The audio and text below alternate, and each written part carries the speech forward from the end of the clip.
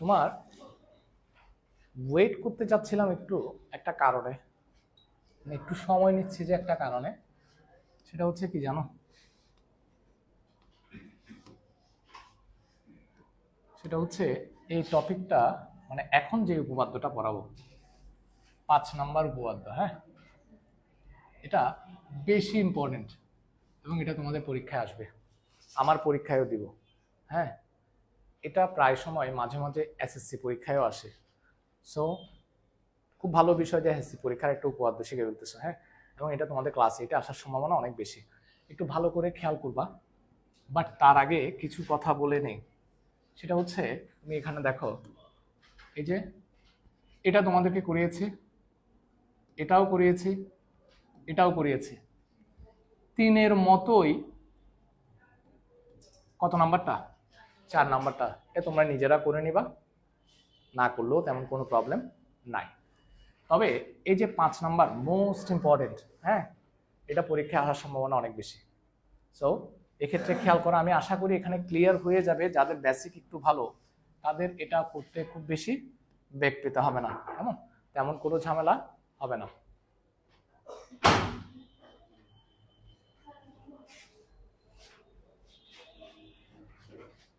দেখো, বলছে বৃত্তের দুটি জ্যায়ের মধ্যে বৃহত্তর জ্যাটি ক্ষুদ্রতর জ্যায় অপেক্ষা কেন্দ্রের নিকটতর।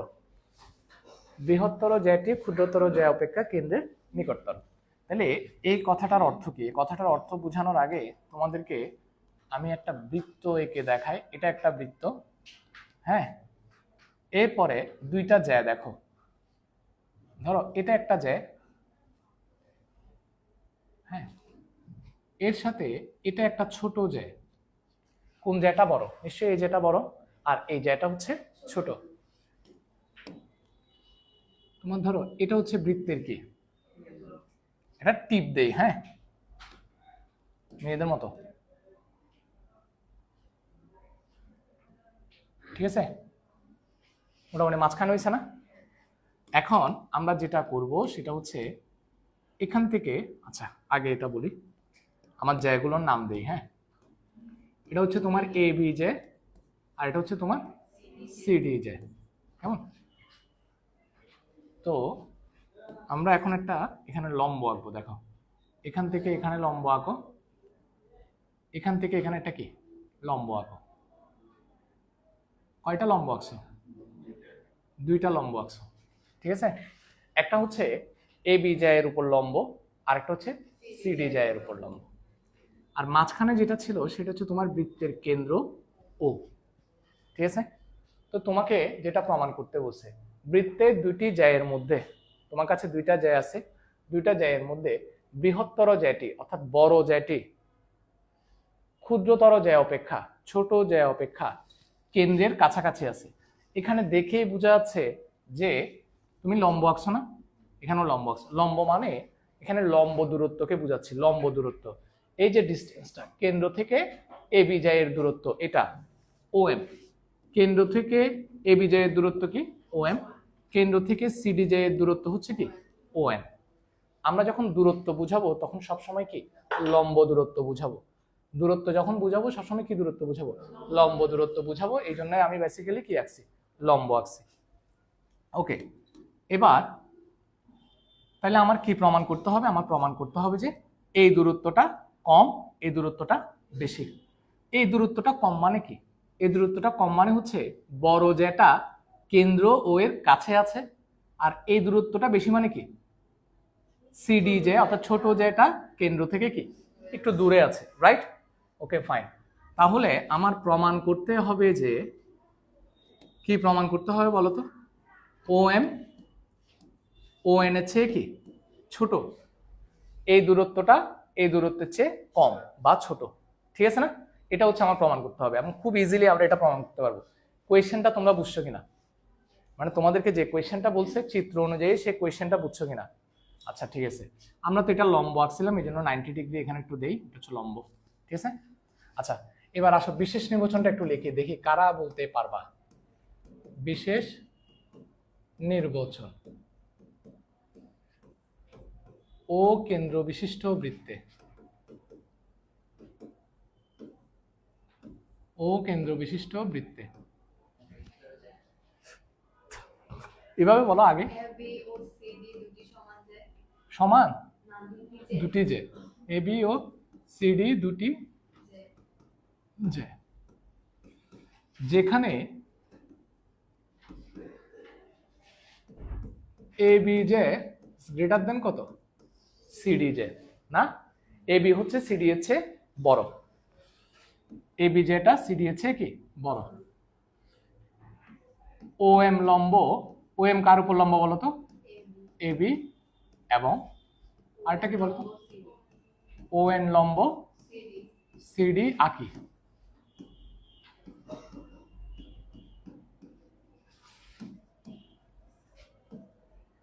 প্রমাণ করতে হবে যে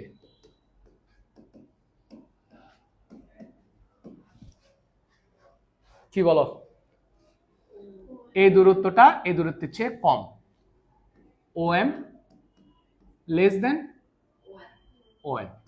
কম প্রমাণ করলেই হয়ে যাচ্ছে, কম প্রমাণ করলে আমরা বুঝতে পারবো যে বড় যেটা কেন্দ্র থেকে ছোট জায়ের চেয়ে কাছে আছে, ঠিক না? Okay fine. এবার একটু অঙ্কন করব। অঙ্কন আমরা কেন করি, প্রমাণের সুবিধার জন্য আমরা একটু অঙ্কন করি। দেখো কি অঙ্কন করব, এ ও যোগ করব, আর এটা কি সি ও যোগ করব। তাহলে আমাদের কি করা শেষ, অঙ্কন করা শেষ। তাহলে এখানে একটু লিখতে হবে কি কি, ও এ এবং কি বলতো ও সি যোগ করি। অঙ্কনের পরে প্রমাণটাতে আসো।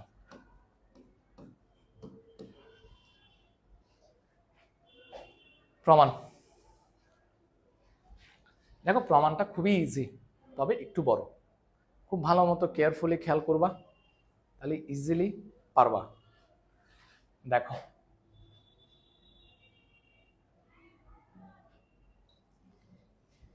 এখানে ও এম লম্ব এবি এবং আরেকটা কি ও এন লম্ব সিডি, এটা নিয়ে তো কোনো ডাউট নাই। তাহলে আমরা একটা কথা লিখতে পারি, সেটা হচ্ছে A M equal to half of AB. কেন, এ এম হচ্ছে পুরো এবি এর অর্ধেক। এটা কেন লিখতে পারি দেখে কে বলতে পারবা, হাত তুলবেন। হ্যাঁ বলো, কেন্দ্র থেকে বলো, ওই জায়গাকে সমদ্বিখণ্ডিত করে। কেন্দ্র থেকে ব্যাস ভিন্ন কোনো জ্যায়ের উপর লম্ব আঁকলে সেটা জ্যাটাকে সমান কয় ভাগে বিভক্ত করে, তাহলে এই ভাগটা আর এই ভাগটা কি সমান। যদি এরকম সমান হয় আমরা লিখতে পারি এম হচ্ছে পুরা এ বিটা অর্ধেক, এম হচ্ছে পুরা এ বিটা কি অর্ধেক। অর্থাৎ একটু সাইড নোট লিখে দিবা, কেন্দ্র হতে কি ভিন্ন, ব্যাস ভিন্ন জ্যায়ের উপর কি লম্ব, ওই জ্যাকে কি করে সম দ্বিখণ্ডিত করে। ক্লিয়ার? আচ্ছা, এম সমান হাফ অফ এবি, আরেকটাকে লিখতে পারি ও এন সমান হাফ অফ সিডি। এটা তো আমরা লিখতে পারি, তৃতীয় বুঝতেছিস? একই কারণে, একই কারণে। ক্লিয়ার? আচ্ছা লিখে দিলাম। তো তোমরা একটা বিষয় জানো, এখন তুমি এটা জানো না, এ বি যেটা সিডি যের চেয়ে বড়, তো এটা একটু করে লিখি, এ বি ইজ গ্রেটার দেন কত সিডি। আমরা উভয় পক্ষকে কিছু একটা দিয়ে গুণ করব, দেখি বলো কত দিয়ে গুণ করব।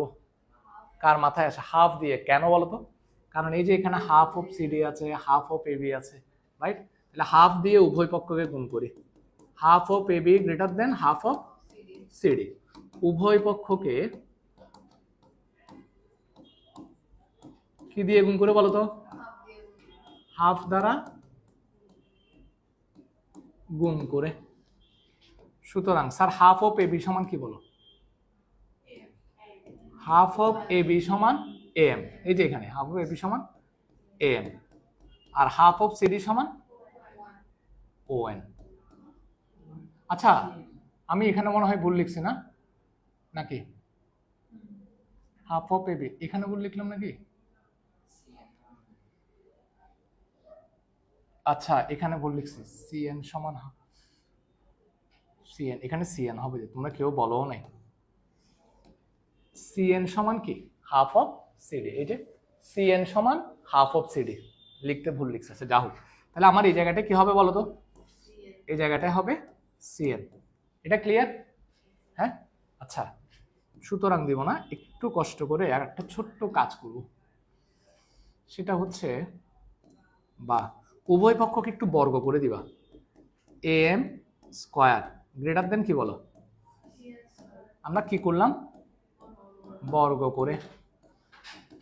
কেন বর্গ করছি? নিশ্চয়ই কোনো কারণ আছে, কারণটা আমরা কিছুক্ষণ পরে জানবো। তবে মনে রাখবা এই জায়গাটা এসে একটু কি করবা? স্কয়ার করে দিবা।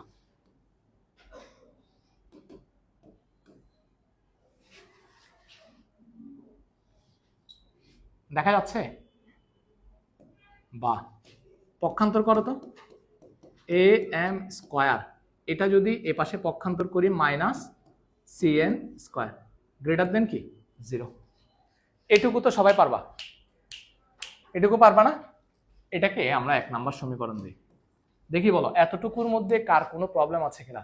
কারো যদি প্রবলেম থাকে আমাকে কোয়েশ্চেন করো, আমি একটু অ্যান্সার করি। জাস্ট খুবই ইজি ইস্যু। প্রথমে লিখছিলাম ও এম লম্ব এ বি, ও এম হচ্ছে এ বি এর উপর লম্ব, আর ও এন হচ্ছে সিডি এর উপর লম্ব। তো এরকম লম্ব আঁকলে জ্যাকে কি করে? সমান 2 ভাগে ভাগ করে।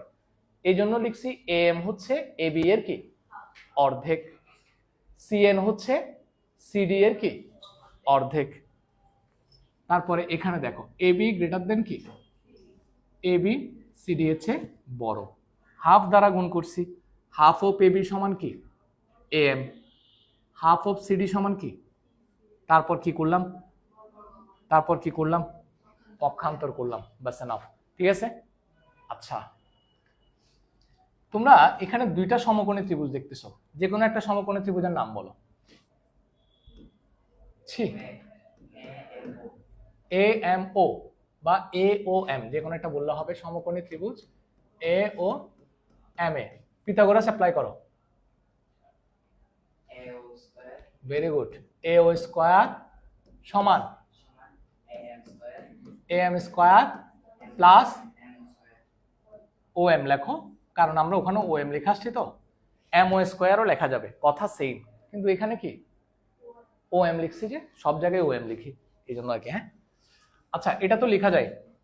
আবার আরো একটা সমকোণী ত্রিভুজ আছে, সেটার নাম কি? ত্রিভুজ C O N. Good, C O N এ পিথাগোরাস অ্যাপ্লাই করো। সি ও স্কয়ার, শুধু অয়ন ছাড়া কেউ বলতে পারতেছ না কেন? ও এন স্কয়ার প্লাস কি সি এন স্কয়ার। কেন তোমরা জানো না পিথাগোরাস মানে কি? সমকোণীর বিপরীত বাহুটাকে কি বলে? অতিভুজ। তাহলে অতিভুজ স্কয়ার সমান অপর 2 বাহুর স্কয়ারের যোগফল, এটা পিথাগোরাস বলছে। অতিভুজ স্কয়ার সমান অপর 2 বাহুর স্কয়ারের যোগফল। এখানেও সমকোণের বিপরীত বাহু কি? অতিভুজ। তাহলে অতিভুজ স্কয়ার সমান অপর 2 বাহুর স্কয়ারের যোগফল। ক্লিয়ার কিনা? আচ্ছা এখন স্যার আমাকে একটা কথা বলো, আমি এ ও সমান কি সি ও লিখতে পারবো? কেন লিখতে পারবো? ওমা, একই বৃত্তের ব্যাসার্ধ। Very good. একই বৃত্তের ব্যাসার্ধ সবসময় কি হয়? সমান হয়। দেখো এটাও ব্যাসার্ধ, এটাও কি? তো একই বৃত্তের ব্যাসার্ধ সবসময় কি হয়? সমান। এটা সবসময়। তাহলে এখানে আমরা কি লিখি?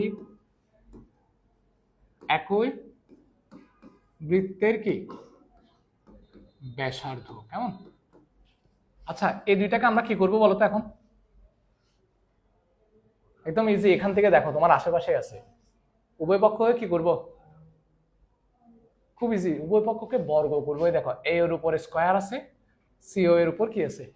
স্কয়ার আছে।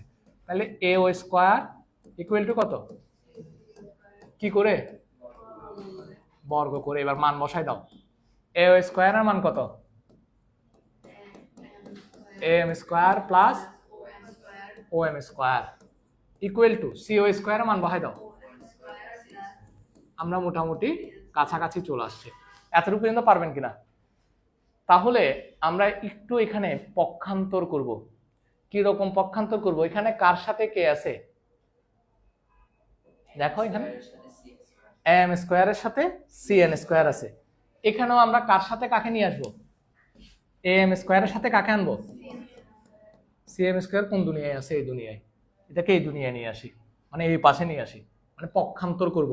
তাহলে এটাকে যখন আমরা পক্ষান্তর করব কি হবে? Minus C N square. এটাকে কোথায় নিয়ে যাব? এই পাশে। তাহলে ও এন স্কোয়ার মাইনাস কি ও এম স্কোয়ার। ক্লিয়ার কিনা? পক্ষান্তর করে পারবা? গুড।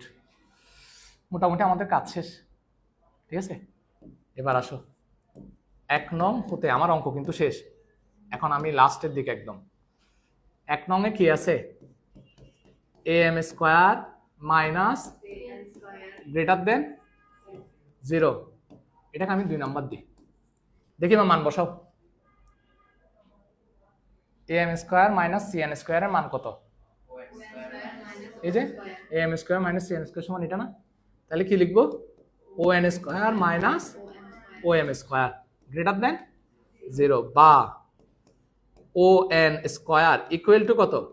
ও সরি, ইকুয়াল কেন লিখতেছি, কি যে এটা গ্রেটার দেন না? গ্রেটার দেন কি ও এম স্কোয়ার।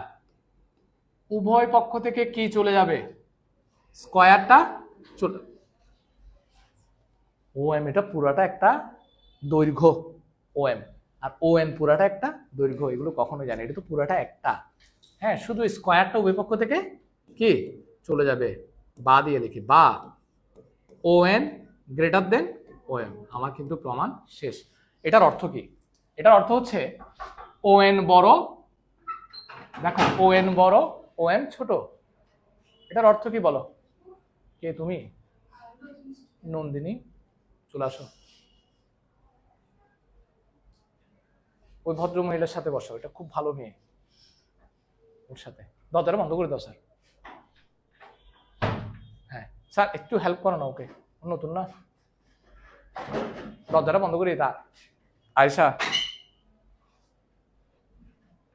কষ্ট হচ্ছে? নিচে নিচে নিচে ইয়ার কারণে। দেখছো, অভিজ্ঞতা খুব ইম্পর্টেন্ট জিনিস। ও একসাথে বন্ধ করে দিয়েছে, এটা হচ্ছে অভিজ্ঞতা। হ্যাঁ, কারণ ও অনেকদিন ধরে।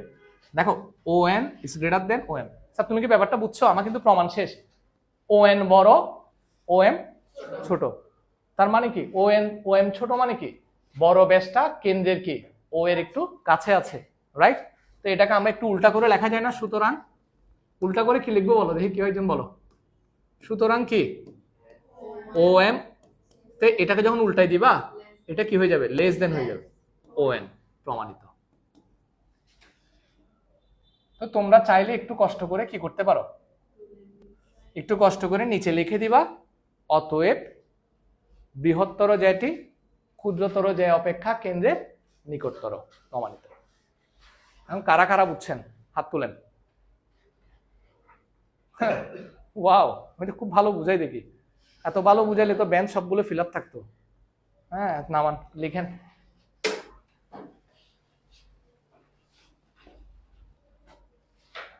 রিদিতা ঠিক বলছি না? হ্যাঁ সেটাই,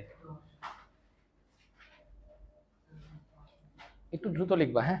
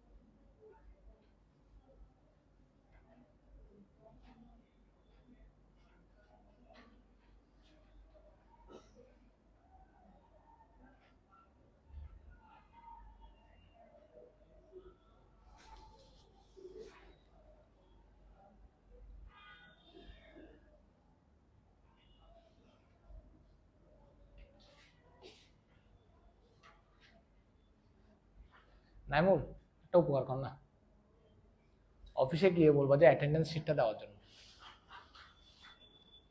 হ্যাঁ জানো,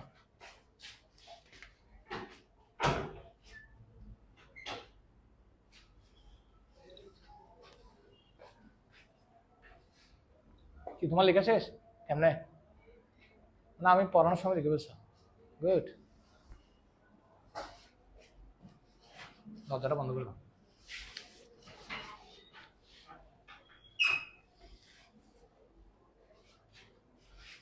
কি সুন্দর কলম দেখছো,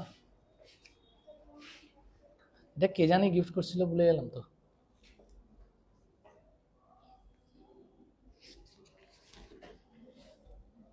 কৈশিকে আসছো না, তারুণ্য আসছো, স্বস্তিকা আসে নাই, যুবরাজ যুবরাজ আসে নাই, কাব্য তো অসুস্থ।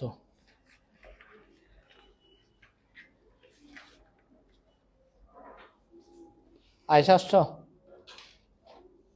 অয়ন আসছিস, তিত্ত আসছিস, তিত্ত ক্লাস গ্যাপ দিস না। হৃদিতা আসছো, অত্রিজা আসে নাই। অরিন্দম কে? অরিন্দম তুমি কে? আজকে আসে নাই কেন আবার? তোমাদের স্কুলে?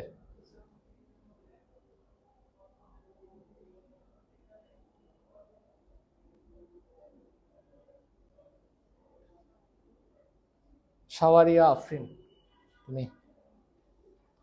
জান্নাতুল মাওয়া, ও আগে থেকে হাত তুলে রাখছে, গুড। অমিক আজকে আসে নাই। শ্বেতা কই? শ্বেতা আসে নাই।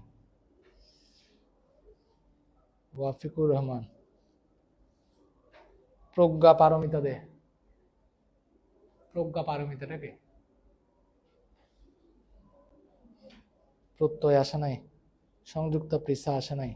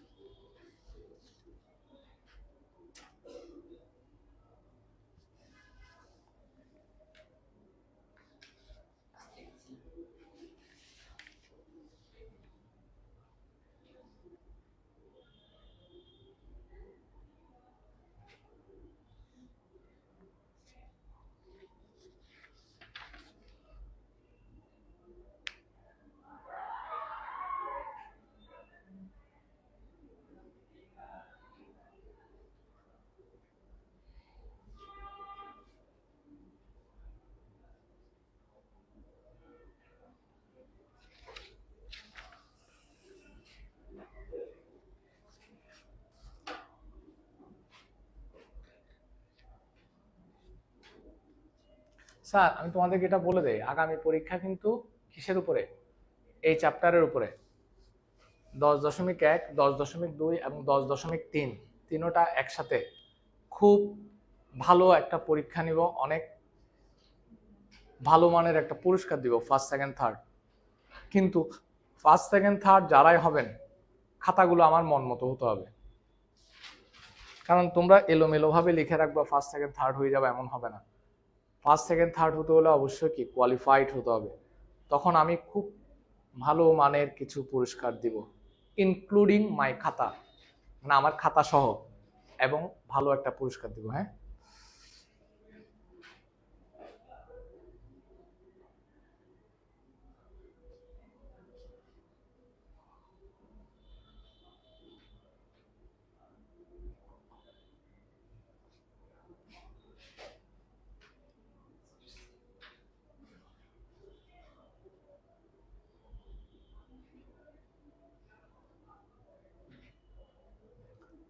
ও আচ্ছা, একটা কথা বলে রাখি, ওই যে ফার্স্ট সেকেন্ড থার্ড সবাইকে খাতা দিব, আবার পুরস্কারও দিব আলাদা।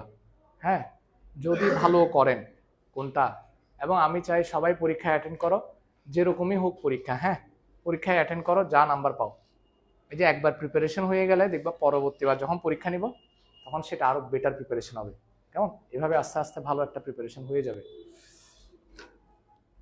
লেখা শেষ?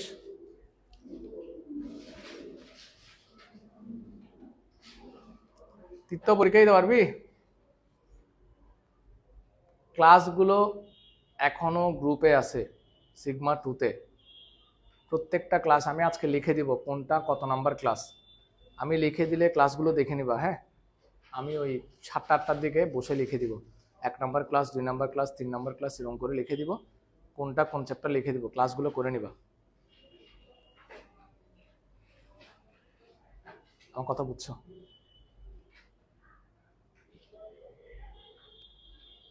সাইমা ওয়াজেদ পুতুল তো বড় হয়ে গেছে, ওকে আর দেখা যায় না এখন। হ্যাঁ তোমরা জুনিয়র। আচ্ছা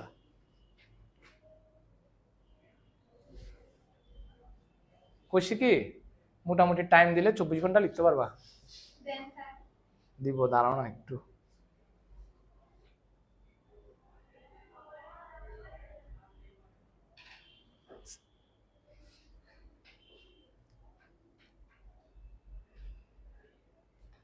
শেষ?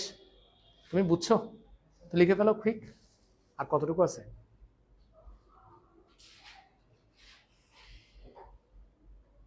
এটা কিন্তু বেশি ইম্পর্টেন্ট, এই জন্য আমি একটু টাইম নিচ্ছি, এটা পরীক্ষা আসবে। হ্যাঁ ভালো করে ক্লিয়ার করবা। ও 4 নাম্বার তোমাদেরকে তো বলে দিছি।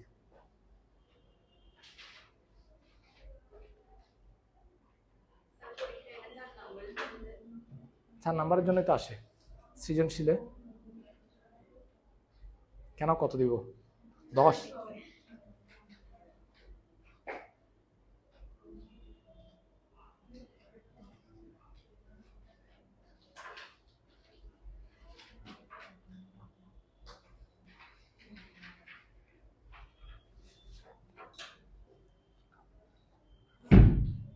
ভুক দুনিয়াদারি দুটো মিলে যাচ্ছে।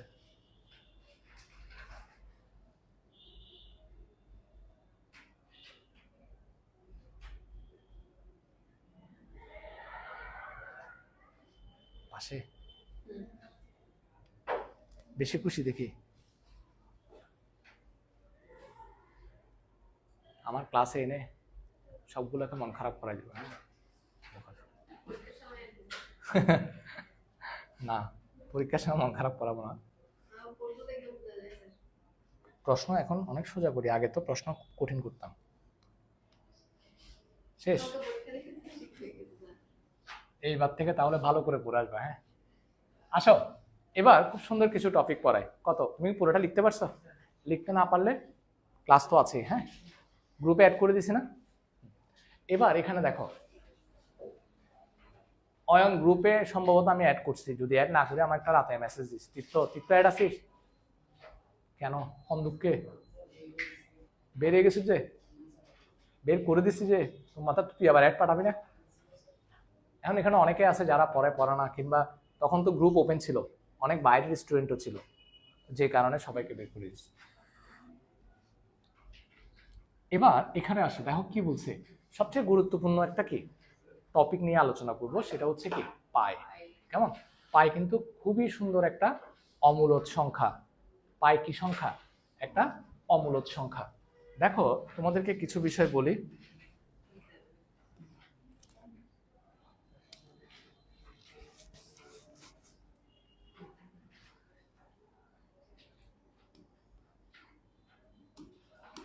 একজন ভারতীয় গণিতবিদ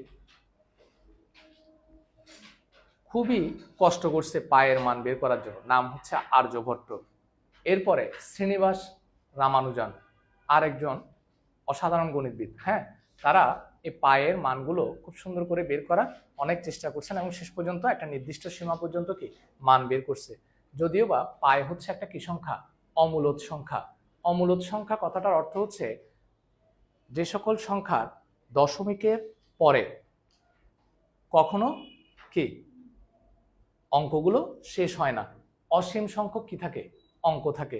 তোমরা অমূলদ সংখ্যা নিশ্চয়ই চিনো, দেখি একটা অমূলদ সংখ্যা বলো তো। হ্যাঁ গুড, খুব চালাক। অন্য একটা বলো, অন্য একটা অমূলদ সংখ্যার কথা বলো। অন্য একটা অমূলদ সংখ্যা হচ্ছে, ধরো পূর্ণবর্গ সংখ্যা ছাড়া, পূর্ণবর্গ সংখ্যা ছাড়া বাকি যে কোনো সংখ্যার উপরে বর্গমূল চিহ্ন দিলেই সেগুলো কি সংখ্যা? অমূলদ সংখ্যা। যেমন পূর্ণবর্গ সংখ্যাগুলো বলো তো। বাহ, ভবিষ্যতে সবাই সায়েন্স নেবার চিন্তা ভাবনা করতেছে। হ্যাঁ, বেসিক তো খুবই দুর্বল। পূর্ণবর্গ সংখ্যা বলো তো কি কি? 4, 9, 16, 25, 36। তুমি সংখ্যাগুলোকে বর্গ করলেই তো হয়ে যাচ্ছে। 1 কে বর্গ করো 1, 2 কে বর্গ করো 4, 3 কে বর্গ করো 9। এগুলো হচ্ছে কি সংখ্যা? পূর্ণবর্গ সংখ্যা। এগুলো ছাড়া অন্য যে কোনো সংখ্যার উপরে রুট দিলেই সেটা কি? অমূলদ সংখ্যা। যেমন রুট কত? রুট 5, রুট 7, রুট 2, এগুলো সবগুলোই অমূলদ সংখ্যা। ঠিক আছে? এগুলোকে তুমি বর্গমূল করলে দশমিকের পরে অসংখ্য অঙ্ক পাওয়া যাবে। অঙ্ক সংখ্যা কখনো শেষ হবে না, এই জন্য এরা অমূলদ সংখ্যা। ঠিক একইভাবে এই যে পাই, এটাও একটা কি সংখ্যা? অমূলদ সংখ্যা। কেমন?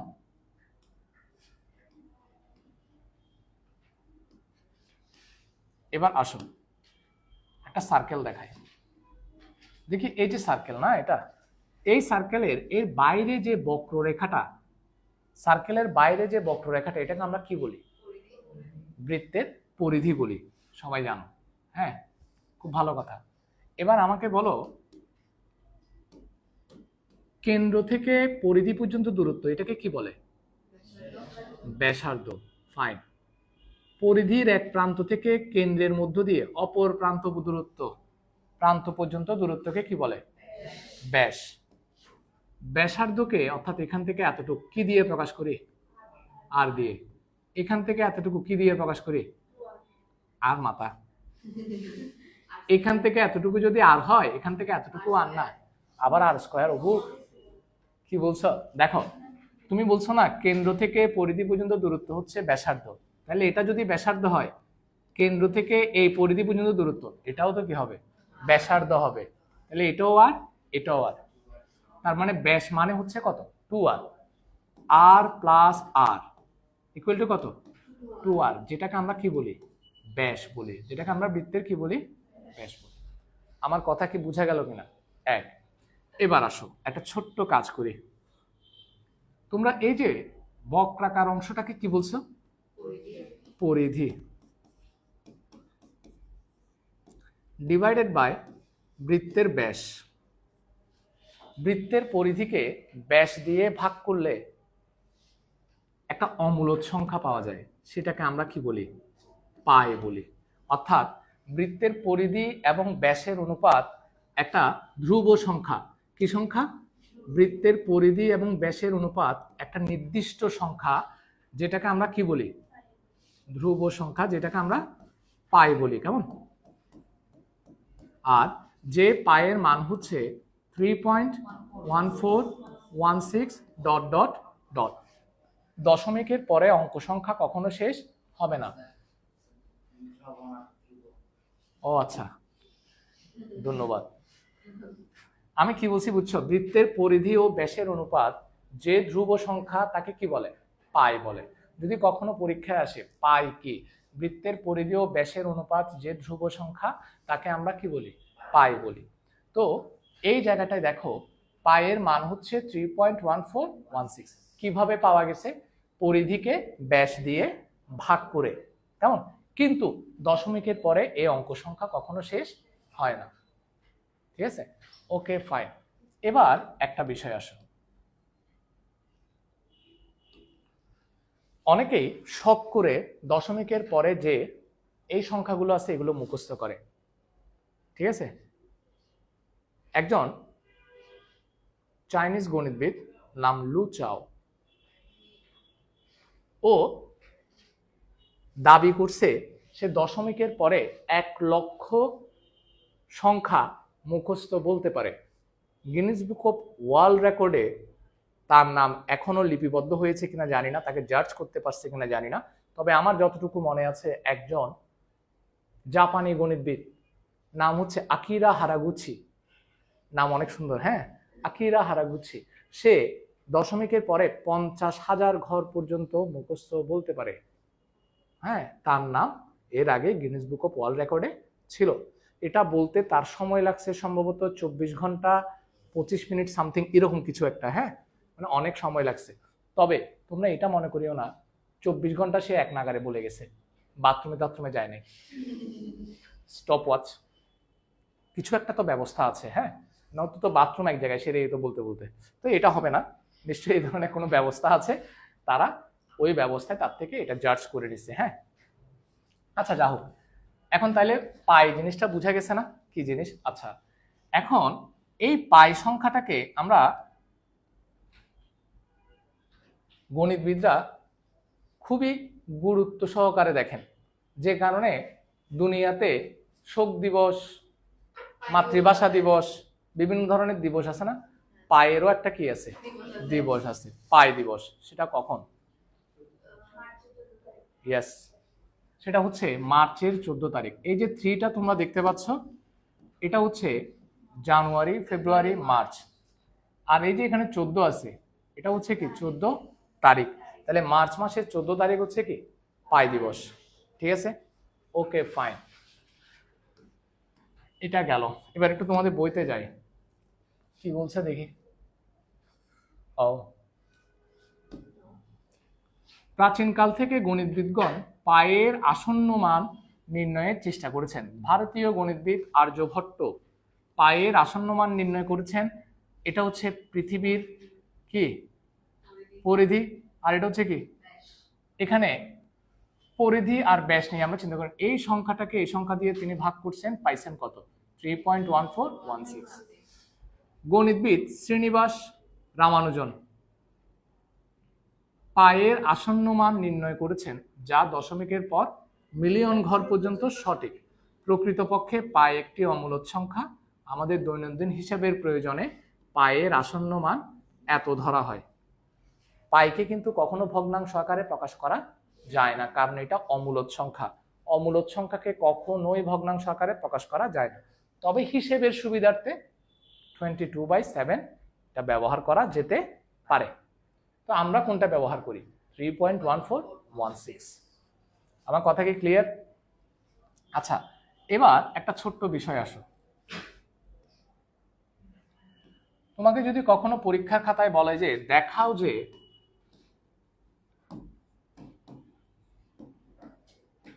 পরিধি সমান, বৃত্তের পরিধি সমান 2πr একক, এটা তুমি কিভাবে দেখাবা? এটা দেখানোটা খুবই সোজা। তো তোমরা লিখবা আরা জানি, মানে আমরা জানি। হ্যাঁ, আমরা জানি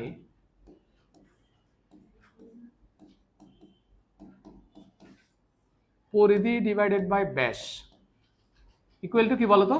পাই না? আচ্ছা, বা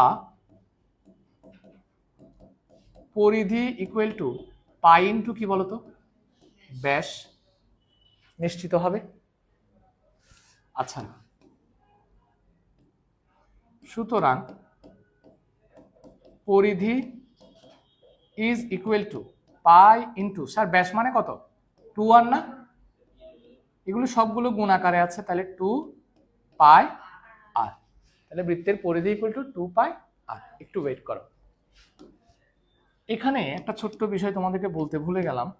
এই যে পায়ের আসন্ন মান নির্ণয় করেছেন 62,832কে 20,000 দিয়ে ভাগ করে। তো এই সংখ্যাগুলো একটু মনে রাখবা, মাঝে মাঝে এমসিকিউতে দেয়। ঠিক আছে? আচ্ছা যাক, এবার আসো, তোমরা চাইলে এই অংশটুকু লিখে নিতে পারো, তবে দ্রুত লিখবা, আমাদের কিছু কাজ আছে, সূত্রের কাজ আছে। হ্যাঁ, তাড়াতাড়ি শেষ।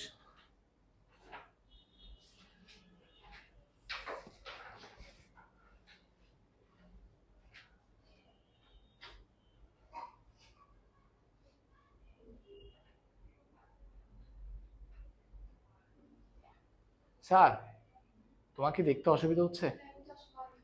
Very good. চশমা না আনলে কিন্তু পড়া বুঝবা না, কারণ তুমি আমি কি লিখতেছি সেটা বুঝতে পারতেছ না তো, ঠিক কিনা? সেটাই। আচ্ছা যাও, ওর কাছ থেকে তোমার পাশের মেয়েটা চশমা এনেছে।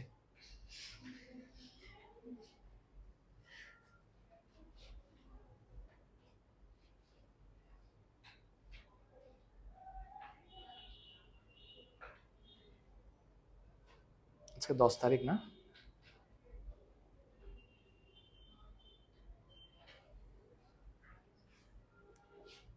ইদানিং দেখি শুধু খালি সবাই অসুস্থ হচ্ছে, কি আজব অবস্থা। তোমরা সুন্দর মতো চলো, বৃষ্টিতে কম ভিজবা, রোদে কম পুড়বা, হ্যাঁ, ভালো মতো খাবা, বেশি বেশি পরিশ্রম করবা, পড়ালেখা করবা, তারপর দেখবা যে সুস্থ থাকবা। মন ভালো থাকা মানে কি? সবসময় মানুষ সুস্থ থাকে, আর পড়ালেখা করলে মন এমনি ভালো থাকে। আসলে এটা সত্য। তুমি দেখবা, তুমি পড়ালেখা কোনো একটা পড়া যদি না শিখো বা পড়া না পড়ো, উঠে টিভি দেখতে বসো, তখন তোমাকে পেছনে কেউ যেন টানে, তুই এক ন ফরস, টিচার মারবে, মা বকা দিবে, এই ধরনের একটা টেনশন মাথার মধ্যে কি করে, অলওয়েজ কাজ করে। অবুক পরীক্ষা আছে, আমি তো কিছু পড়ি নাই, এরকম একটা টেনশন কাজ করে না মাথার মধ্যে, যদি তুমি পড়া না শিখো? কিন্তু যেদিন তুমি পড়া শিখবা, শিখে টিভি দেখতে যাবা কিংবা খেলতে যাবা, তখন অন্যরকম একটা উৎফুল্লতা কাজ করে, খুব ভালো লাগে, অবুক আমি তো পড়া শিখছি, এখন কোনো টেনশন নাই, রিল্যাক্সে কি সব কাজ করা যায়। এটা সত্য কিনা? তুমি দেখবে তখন অন্যরকম একটা ভালো লাগে, সব পড়া শিখে ফেললে, ঠিক না? এই কারণেই বলি, যেটা তোমার কাজ সেটা আগে করবা, তারপর দেখবে সবসময় ভালো লাগবে। এবার আসেন, আমরা আমাদের পড়া এখনো শেষ হয় নাই, আর ছোট্ট কিছু কাজ আছে। এবার আমি যেভাবে বলবো সেভাবে একটু সুন্দর করে লিখবা, কেমন? আমি কিছু সূত্র লিখে দিব। বৃত্ত, প্রথমে বৃত্ত লিখবা, নিচে দাগ দিবা, 1 নাম্বার দিবা।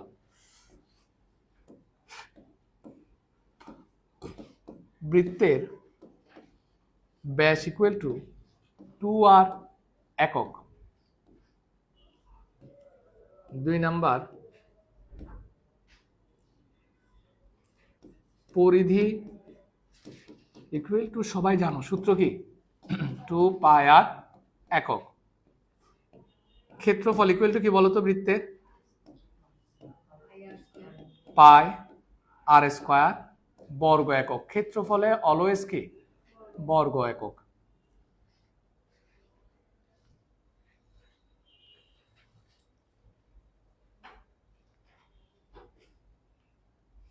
লিখছ? আচ্ছা,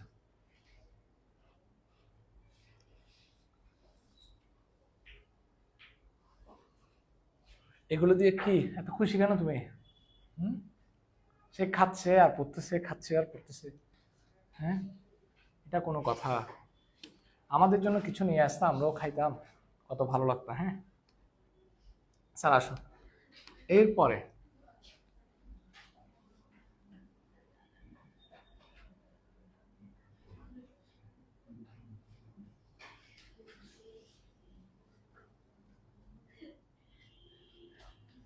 স্যার একটু কষ্ট করে, যাদের কাছে বই আছে, উদাহরণ 4-এ আর দিয়ে রাখো। না, আর মানে এটা হচ্ছে খুব ইম্পর্টেন্ট, এটা পড়তে হবে। হ্যাঁ, যদি তুমি না পারো তাহলে তো আমি অবশ্যই করাই দিব। হ্যাঁ আচ্ছা, আর মানে তো বুঝছো, আর মানে ইম্পর্টেন্ট, মানে রনি স্যার দিছে। হ্যাঁ রনি স্যার। আচ্ছা, এরপরে ব্যালন বা সিলিন্ডার, এটা আবার খুব গুরুত্বপূর্ণ। তোমরা ব্যালন বা সিলিন্ডার তোমাদের বাসায় দেখছো, ব্যালন মানে রুটি বেলে যেগুলো, না ওগুলা না, ব্যালন মানে হচ্ছে ডানোর টিন, দেখছো? ডানো ডানো, ডানোর টিনগুলো যেরকম, ওগুলোকে আসলে বেসিক্যালি কি বলা হয়, ব্যালন বা সিলিন্ডার বলা হয়। যেমন এই যে আমার এত সুন্দর বোতলটা, আমি ওখানে দেখাতে পারবো না, এখানে দেখাই, হ্যাঁ, ভিডিও তো দেখানো যাবে না। তো এই যে সুন্দর বোতলটা, এই বোতলটার উপর থেকে, এই জায়গা থেকে একদম নিচ পর্যন্ত, এটা হচ্ছে একটা কি ব্যালন বা সিলিন্ডার, ঠিক আছে? তাহলে তোমরা একটা জিনিস খেয়াল করো, এই যে সিলিন্ডারের নিচের অংশটা কি আকারের দেখো তো। আচ্ছা কোনো সমস্যা নাই, আপনারাও দেখেন। এটা এটা কি আকারের বলো তো স্যার? বৃত্ত আকারের না, বা বৃত্তাকারের না? আচ্ছা ঠিক আছে, এখন একটু দেখো, আমি এখানে একটা চিত্র আঁকি।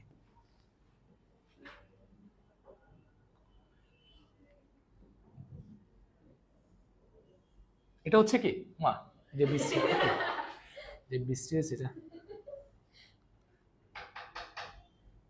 আচ্ছা এই যে এটা হচ্ছে ব্যালন বা সিলিন্ডার।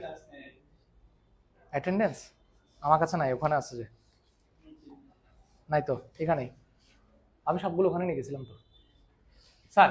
এটা হচ্ছে ব্যালন বা সিলিন্ডার। দেখো এখান থেকে এতটুকু হচ্ছে বৃত্তের কি বলতো ব্যাসার্ধ, এখান থেকে এতটুকু হচ্ছে তোমার যে ব্যালন বা সিলিন্ডার সেটার হাইট বা উচ্চতা, ঠিক আছে? তো তোমাকে যদি কখনো ব্যালন বা সিলিন্ডারের বক্র পৃষ্ঠের ক্ষেত্রফল বের করতে বলে, কি পৃষ্ঠের? বক্র পৃষ্ঠের কি ক্ষেত্রফল বের করতে বলে, বক্রপৃষ্ঠের ক্ষেত্রফল একটু লিখেও না এখন, 2πr/h কি একক? বর্গ একক। কেউ লিখবা না, ওয়েট করো। বক্রপৃষ্ঠ মানে কি সেটা একটু বুঝাইতে হবে। হ্যাঁ দেখো আমার কাছে এখানে এই যে কাগজটা আছে, এটাকে আমি একটা সিলিন্ডারের আকার দিচ্ছি।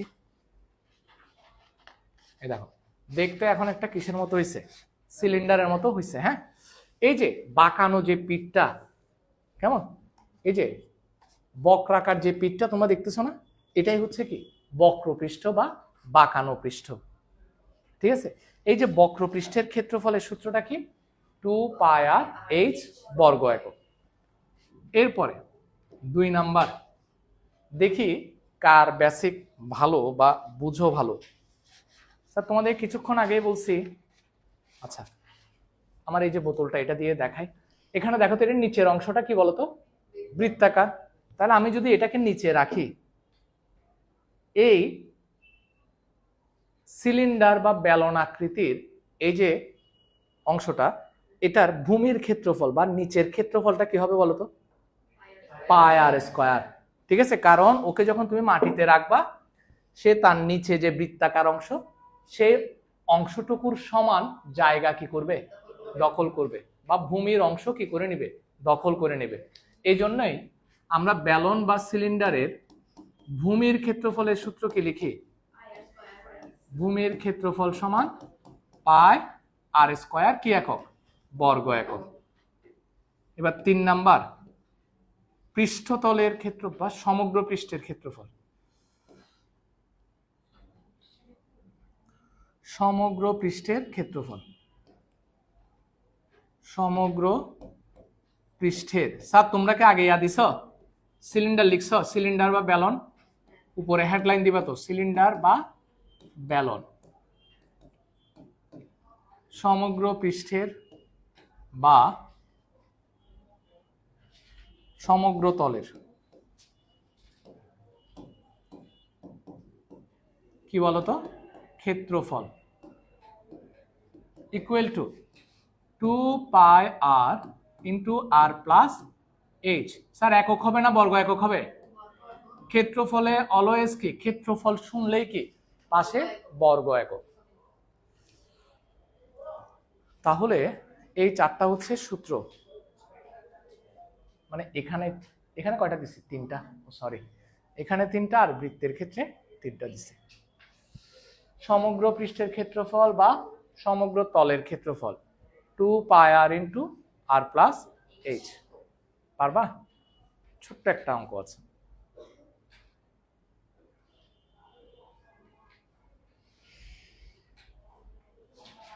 আজকে পড়াগুলো মনে হয় সহজ ছিল। হ্যাঁ আচ্ছা মুছে দেই। নাইমুল লিখছিস?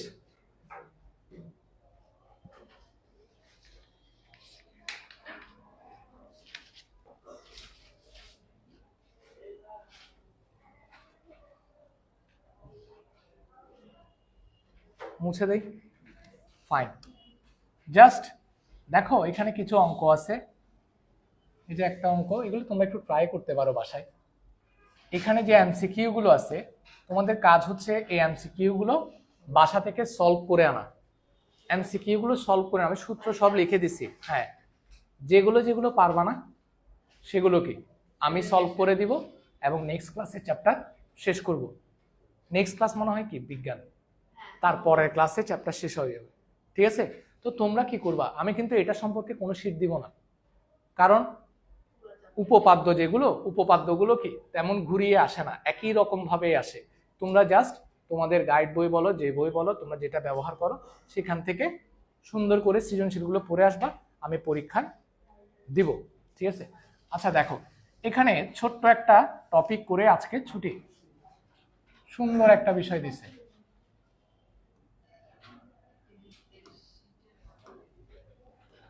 দেখো, এটা আমি তোমাদেরকে এমনি বুঝাই দিব, যে তোমরা শুধু দেখো। একটি বৃত্তাকার শীট, ধরো বৃত্তাকার যে কোনো একটা অংশ আর কি, ধরো একটা বৃত্তাকার কার্ডবোর্ড যেটাই হোক, একটি বৃত্তাকার শীটের পরিধি হচ্ছে কত? আচ্ছা, 154 সেন্টিমিটার। কেউ লিখবা না, একটু দেখো। বৃত্তাকার শীটের ব্যাসার্ধ আর হলে পরিধি কত হবে বলো তো? তোমরা সবাই জানো এটা, পরিধি সমান কত? 2 পাই আর কি সেন্টিমিটার, লিখবো না? আচ্ছা, আর একক লিখতে পারি, কোনো সমস্যা নেই, সেন্টিমিটারও লিখতে পারবা, সমস্যা নেই। বৃত্তাকার শীটের ব্যাসার্ধ আর হলে তার পরিধি হবে কত? 2 পাই আর। আচ্ছা, তুমি তো সূত্রের মাধ্যমে একটা কি পাইছো? পরিধি পাইছো। সবসময় সূত্রের মাধ্যমে একটা পাওয়া যায়। আর একটা কি পরিধি তোমাকে দেওয়া আছে, সেটাও কি বৃত্তাকার শীটের, এটাও কিসের? দুটোটা তো সেম জিনিসের। তাহলে আমরা শর্ত মতে কি এটা লিখতে পারি? কি বলতো? 2 পাই আর সমান কত? 154। লেখা যাবে না নাকি? যাবে না? 100%। সুতরাং এখান থেকে আমরা ব্যাসার্ধটা বের করতে পারি 154। স্যার এগুলো কি আকারে আছে? গুণ আকারে। এদিকে গেলে কি হবে? ভাগ হবে, ঠিক না? তাহলে 154কে তুমি 2 পাই দিয়ে ভাগ করবা। ক্যালকুলেটরে কিভাবে ভাগ করে? 154 লিখবা, কোনো ব্র্যাকেট ট্র্যাকেট দিতে হবে না, 154 লিখবা, divided by 2 divided by pi. দেখো আবার বলতেছি, 154 ভাগ চিহ্ন দিবা 2, আবার ভাগ চিহ্ন দিবা 3.1416। উপরে যা কিছু থাকবে সব গুণ, নিচে যা যা থাকবে সব ক্যালকুলেটরে কি লিখবা? ভাগ লিখবা, মনে থাকবে? আচ্ছা, তাহলে তুমি এখন ক্যালকুলেটরে যা আসে সেটা লিখবা। কি পেয়ে গেছো? ব্যাসার্ধ পেয়ে গেছো। তোমার নাম কি? কৈশিকী। বলো তো ক্ষেত্রফল বের করবো কিভাবে? হ্যাঁ, ভেরি গুড। ক্ষেত্রফল equal to pi r square বর্গ একক, নিচে মান বসাই দিবা, বর্গ কি কি বলতো? সেন্টিমিটার। ওমা ওমা, কিরে ভাই, সবাই রেডি হয়ে যাচ্ছ, এখন এটাকে করে আনতে পারবা? কনফার্ম? ধন্যবাদ। হ্যাঁ স্যার, হ্যাঁ বের করো তো।